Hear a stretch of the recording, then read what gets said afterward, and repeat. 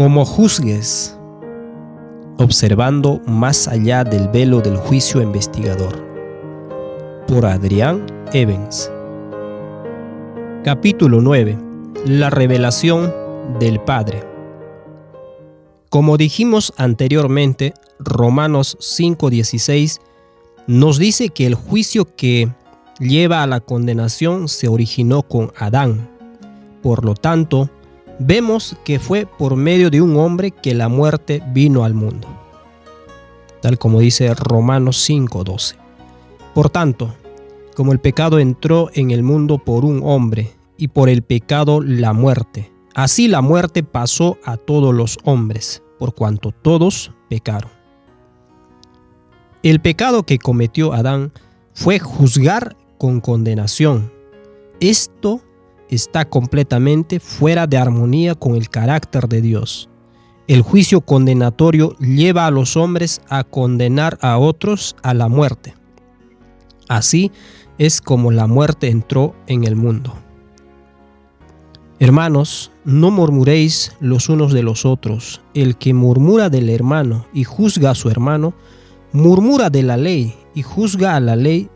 Pero si tú juzgas a la ley, no eres hacedor de la ley, sino juez. Santiago 4:11.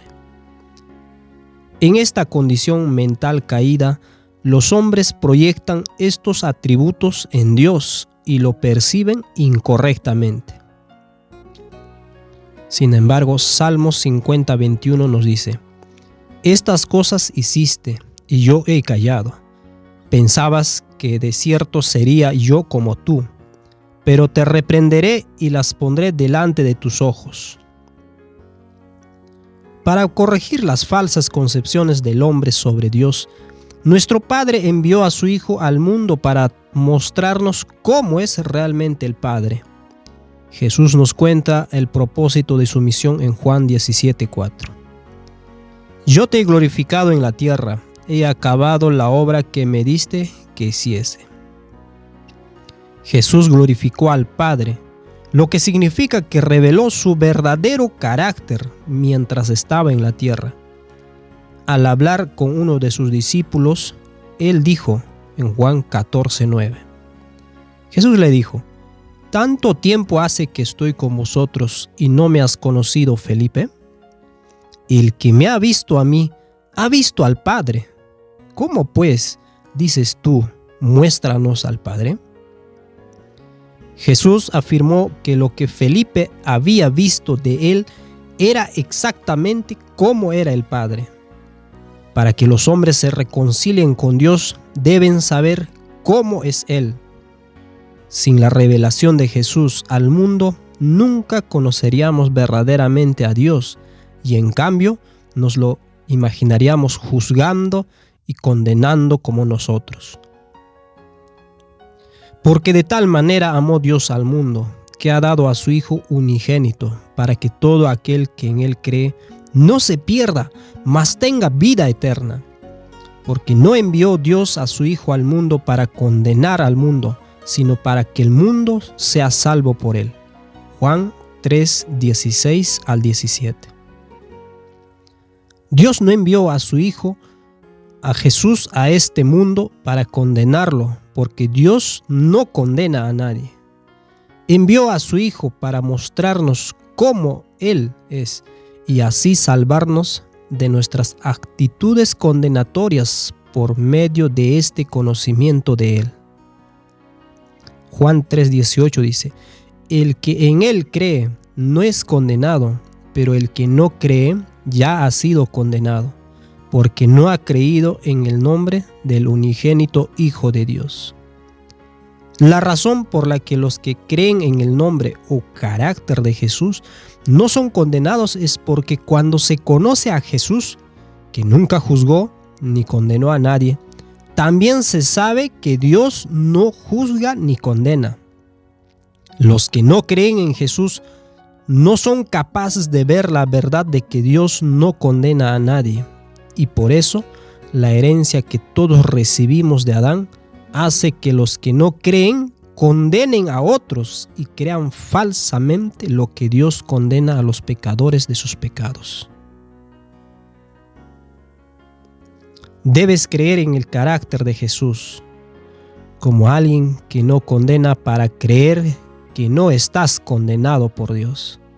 Solo esta verdad puede liberarnos del espíritu de condenación que plaga nuestras vidas. Muchos enseñan que Jesús vino a morir en la cruz y los que no aceptan la cruz serán condenados por Dios y destruidos en el infierno. Si esto fuera cierto, entonces hay que decir que Dios sí envió a su Hijo al mundo para condenar al mundo. Si Dios condenara, aunque sea a una persona por rechazar la cruz, entonces el efecto de la cruz es causar la condenación de Dios. En Juan 17:4 dice: Yo te he glorificado en la tierra, he acabado la obra que me diste que hiciese. ¿Cómo es posible que Jesús pudiera terminar la obra que Dios le encomendó la noche antes de morir en la cruz?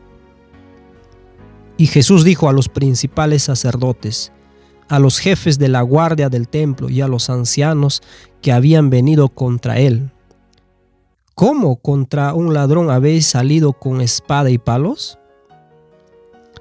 Habiendo estado con vosotros cada día en el templo, no extendisteis las manos contra mí, mas esta es vuestra hora y la potestad de las tinieblas. Lucas 22, del 52 al 53.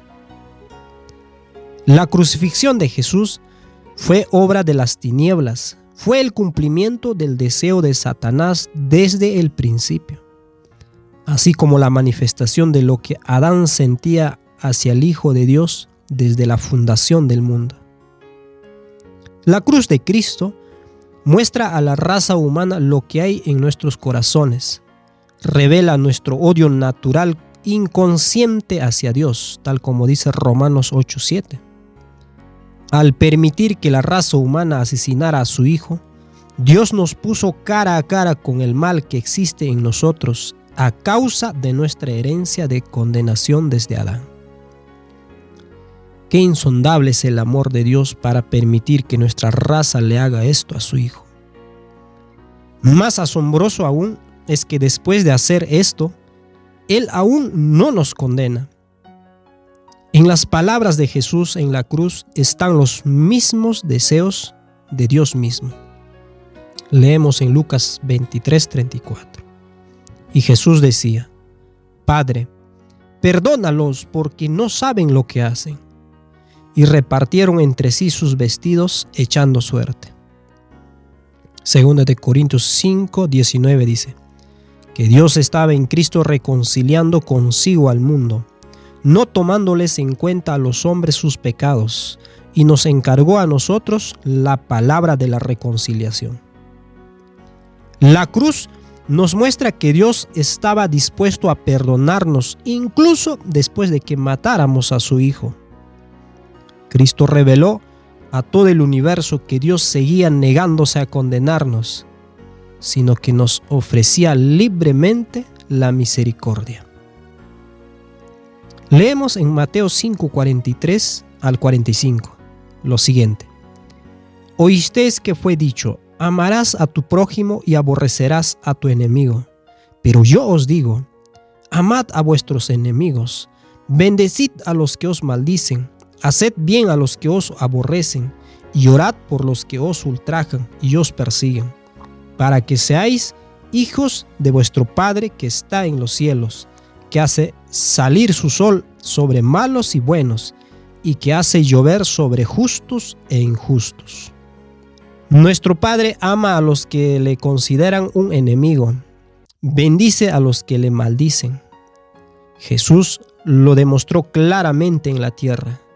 Jesús no juzgó, condenó ni mató a los que rechazaron, sino que fue juzgado, condenado y asesinado por los hijos de Adán.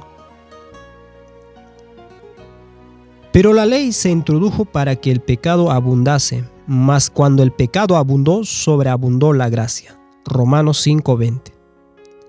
Todos sabemos que Jesús era inocente de los crímenes de los que fue acusado. Era una fuente de alegría y bendición para todos los que le rodeaban. Curó a los enfermos, resucitó a los muertos, bendijo a los niños y les habló a todos del amor de su Padre por ellos. Advirtió a los que a su alrededor caminaban en pecado y los instó a arrepentirse. Pronunció sus reprimendas con amor y dolor por los que se negaban a escuchar. Su vida perfecta nos proporciona la única medida verdadera de cómo es Dios. Es su carácter el que nos define lo verdadero de lo falso.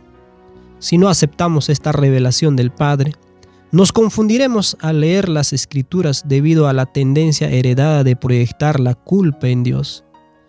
La culpa que Adán echó a Dios cuando se le preguntó por qué comió el fruto del árbol sale a relucir para todo lector de la Biblia. La forma en que leemos los relatos del Antiguo Testamento está especialmente influida por nuestra inclinación natural a juzgar y condenar. Solo la vida de Jesús, manifestada en la tierra, puede ayudarnos a leer correctamente los relatos del Antiguo Testamento. Si no lo hacemos, decidiendo en cambio rechazar la gloria del carácter de Dios como está revelada en su Hijo, estamos poniendo un velo sobre nuestros ojos, tal como leemos en 2 de Corintios, capítulo 3, versículo 12 al 18. Así que teniendo tal esperanza, usamos de mucha franqueza, y no como Moisés, que ponía un velo sobre su rostro, para que los hijos de Israel no fijaran la vista en el fin de aquello que había de ser abolido. Pero el entendimiento de ellos se embotó, porque hasta el día de hoy, cuando leen el antiguo pacto, les queda el mismo velo no descubierto, el cual por Cristo es quitado. Y aún hasta el día de hoy, cuando se lee a Moisés, el velo está puesto sobre el corazón de ellos, pero cuando se conviertan al Señor, el velo se quitará. Porque el Señor es el Espíritu, y donde está el Espíritu del Señor, allí hay libertad. Por tanto, nosotros todos mirando a cara descubierta como en un espejo la gloria del Señor, somos transformados de gloria en gloria en la misma imagen como por el Espíritu del Señor. Cuando queramos saber cómo actuaría Dios, lee los 4 primeros libros del Nuevo Testamento que hablan del Evangelio de Jesucristo. Estos son la vara de medir del carácter de Dios. Jesús nos muestra cómo el Padre no juzga en la historia de los 2 hijos pródigos. Son los hijos los que juzgan al Padre. Pero, ¿qué pasa con los textos como estos, por ejemplo?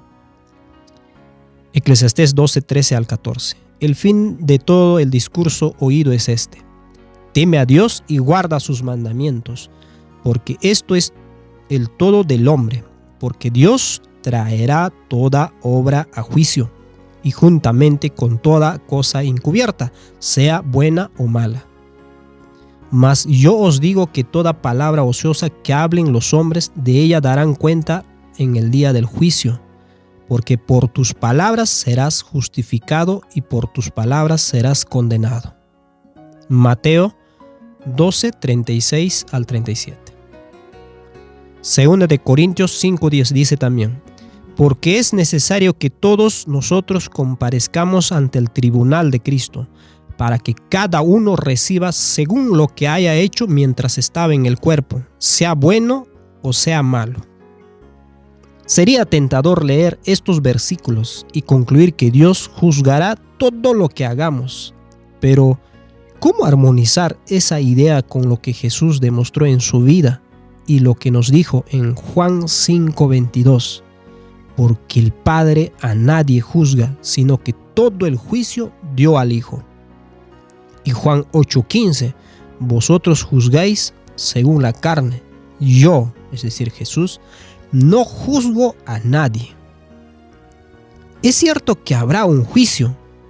Es cierto que nos enfrentaremos a todo lo que hemos hecho.